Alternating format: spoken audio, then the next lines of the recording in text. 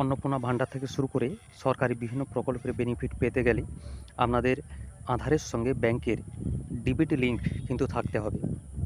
চলুন আজকে দেখি যে ডিবিটি লিঙ্ক আমরা কি করে দেখব যে আধারের সঙ্গে ডিবিটি লিঙ্ক ব্যাংকের আছে কিনা, বা যদিও আছে আধারের সঙ্গে কোন ব্যাংকের ডিবিটি লিঙ্ক আছে সেটা আমরা দেখব কী করে। প্রথমেই আপনারা গুগলে যাবেন, গুগলে গিয়ে এনপিসিআই বলে লিখবেন। এনপিসিআই লিখলে এখানে এনপিসিআই বলে দেখতে পাবেন, এইটার উপরে আপনারা ক্লিক করবেন। ক্লিক করলে আপনারা এই ধরনের একটা ইন্টারফেস দেখতে পাবেন। এই যে ইন্টারফেস আপনারা দেখতে পাবেন, এরপরে আপনারা এই যে এখানে তিনটে যে ডট আছে এর উপরে ক্লিক করবেন।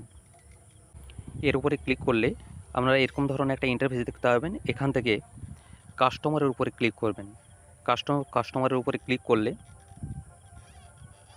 এই ধরনের একটা ইন্টারফেস দেখতে পাবেন। এই কাস্টমার থেকে এখান থেকে ভারত আধার শেডিং এটার উপরে BASE এটার উপরে ক্লিক করবেন।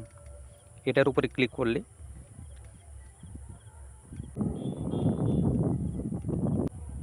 এরপরে আধার ম্যাপ স্ট্যাটাস এটার উপরে ক্লিক করবেন। এটার উপরে ক্লিক করলে এই ধরনের একটা ইন্টারফেস আসবে।